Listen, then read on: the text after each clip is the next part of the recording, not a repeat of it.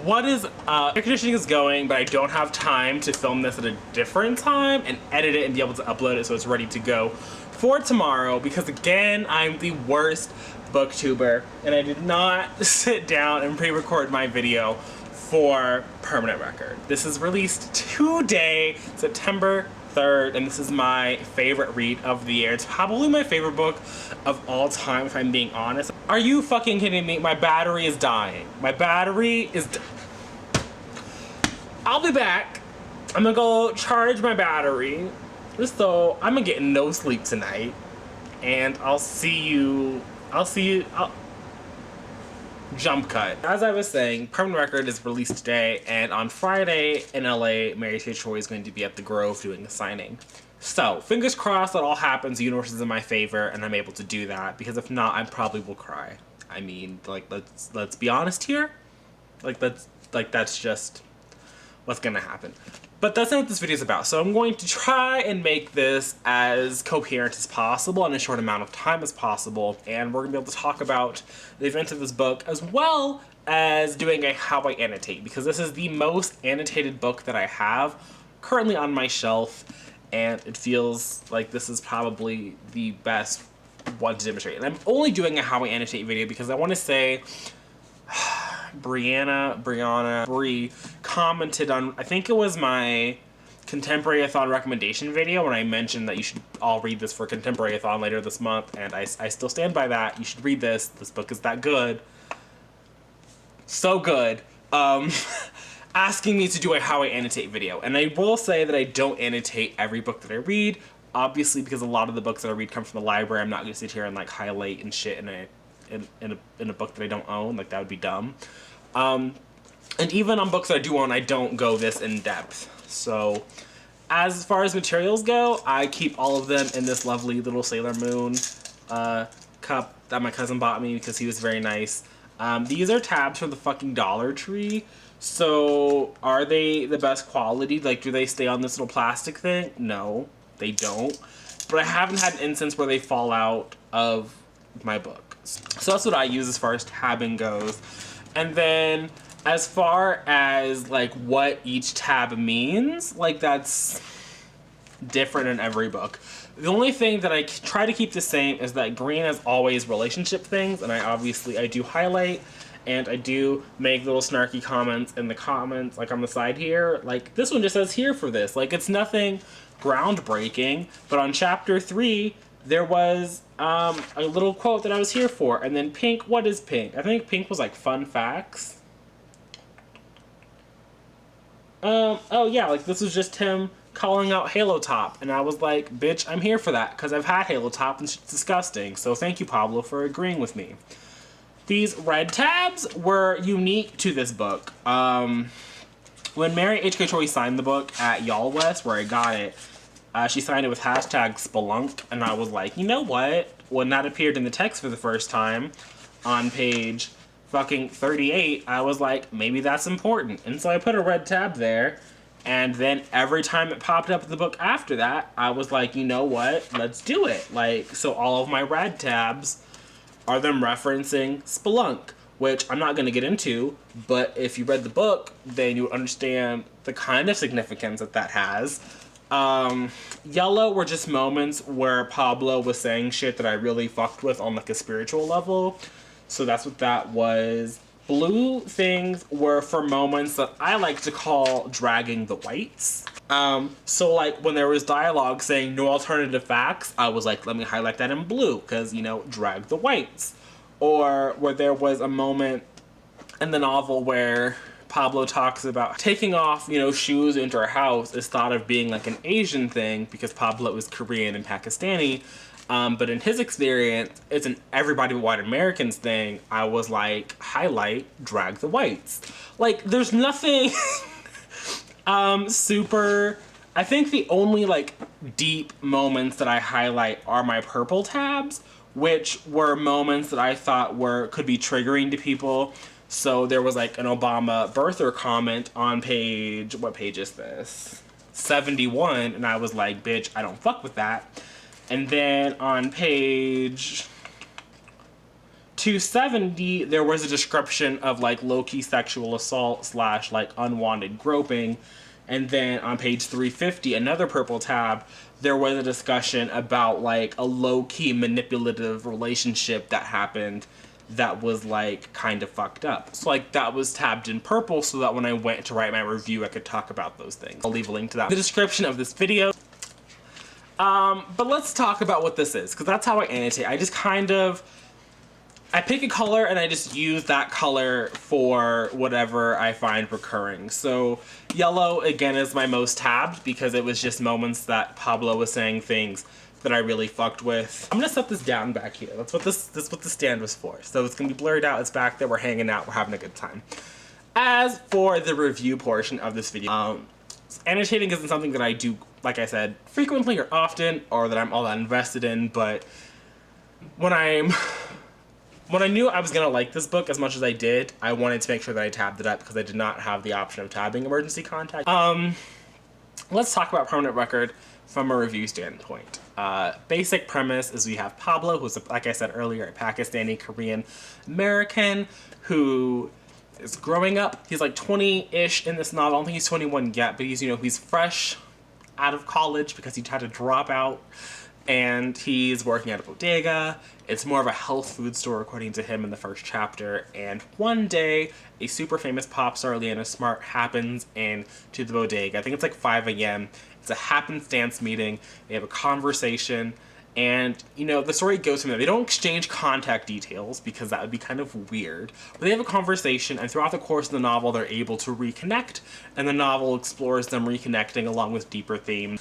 But all of those things that you would associate with someone in their 20s finding themselves going through life, along with the added complication of having this romance with somebody who is a super famous entity, and your lives aren't really similar, but you are able to carve out this space for yourselves in this digital world that we find ourselves in. And I thought that there was a lot of really good moments talking about how Pablo experienced race, like how he expressed his own identity and how his identity impacted him in the world at large. I thought those are some of the better moments. There are several lines that he has that I highlighted that I can't really explain to you how they made me feel. And I'm kind of nervous to get a finished copy because I really hope that those lines survived to the final edits and they made it in. Because while some of them you could like borderline on like fuckboy territory, some of them I really think were like just like, I don't know, they resonated with me, and I'm just really happy. Like, I hadn't thought of them in that way until they were concrete in front of me, and yeah, so I'm gonna wait and I'm just gonna cross my fingers and hope they're in their finished copy because I found that they were really beautiful, even if they did kind of stand on that fuckboy line territory situation. I also found that, like, Mary J. Toy's writing is just one that I really just vibe with, like, on a spiritual level. I think that she writes characters that I find to be immensely believable and to be people that I can imagine myself interacting with, that I have interacted with, that just exist in this life, even if I haven't interacted with them personally. Oh my god. This book is just like the only... I know that in my Goodreads review I talked about some things that I didn't really appreciate, so again, like I said earlier, that is linked down below because I'm not gonna go over those here because I honestly don't remember them. Because honestly, let's bring this back into focus. I cannot suggest that you read this anymore. I thought that it was a really interesting shift. I think that it is similar in some ways to Emergency Contact. We're still dealing with, a digital world and how that impacts relationships and how that can, in this time, I don't know, I just really appreciate that this felt very, like, real. You know what I mean? I appreciated how it felt like this was believable. It didn't seem fantastical because it's a fucking bodega worker and a super pop star and their romance. You know what I mean? Like, that could easily become this thing where it's like, this doesn't make any sense, this doesn't sound like something that could actually happen. But I at no point questioned it, and I appreciated Pablo. Because there were several moments in the novel where I don't personally suffer from any kind of, like, anxiety situation, but the shit that this boy was doing, okay, it was making me feel things like, sir, you have like actual real life problems, and I need you to like take a moment and address those. But the way he was throwing himself into these distractions to like not deal with the shit he had to do in real life, I was like, I appreciate that. That feels very authentic. Like I do that. Like I feel a little bit called out. Like you're coming for me, Mary. But it worked. It read this, okay? It's out today. Go to your library, log on to your Hoopla, slip into Overdrive. Like, you don't have to go out to Barnes & Noble or Books A Million or whatever your local bookstore is and purchase. Read this, okay? Go to your library, get your little library card. I don't care what you have to do, as long as it's a legal method. You don't be out here breaking the law to read the book. Like, that's not what we need here. Be a law-abiding citizen and read this book. Like, this book is so good. I think that even if you didn't like Emergency Contact, you will like this. I don't know if these characters are any more likable. I don't think they're overtly as cynical as Sam or Penny were. I think they are just as realistic, though. I think that every theme that this book wants to handle and tackle, it does very well. And, like, again, like, I tabbed the shit out of this. Like, there were just so many moments that I laughed, that I was here with them. It just, and there's a scene in like the third of the book, like the last third, there's like some emotional shit, and I was like, you almost got me to cry, Mary. You almost got me to cry. You didn't. I was able to hold it together because I was like, no, I can't handle that. I'm not going to imagine that's even a possibility. But again, like this book it broke me. I have not stopped thinking about this book since I read it in May. It has always been on the back of my mind. I know that I'm going to revisit this again and again and again, and each time I know I will get something else out of it.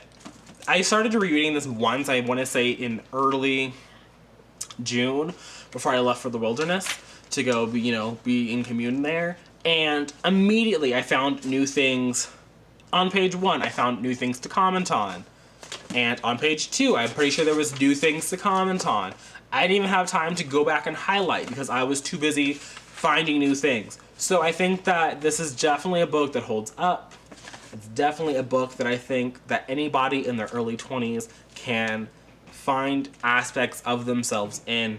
And I honestly cannot, like I've already said a million times, I cannot recommend this book more highly than I already have repeatedly since I read it. I also think this is a really great place to go for new adult content because it's definitely wholesome. There's like I think a lot of people think of a new adult and they go straight to like, oh, it's just full of sex and like there's nothing there. But this is one of those new adults that is like, there's literally no sexual content that I would say. I don't think there's any sexual content in this book. It's all, like I said, it's very YA friendly, it's very crossover friendly. This is the book of my heart, it is the book of my soul. I have never once seen myself as much as I've seen myself in Pablo, and I just appreciate that this is a thing that exists in the world, and I'm just very happy that it's a thing that exists that everyone can appreciate now. For months, I've had to just live with this being in like a couple of people's hands, spread out. People have been putting it off, like it's there on the periphery, but now, it's out there, it's center stage. Just don't forget about this, okay? I'm gonna go now, because it's late, and I still need to edit this to make it coherent, but this Permanent Record by Mary H.K. Choi is my favorite book of the year. And I'm gonna go. Thanks for watching. I'm really happy that you sat through this video with me. I appreciate all of you. Let me know down in the comments if you've read it, if you're planning on reading it. And I'll see all of you again next week with another video. But until then,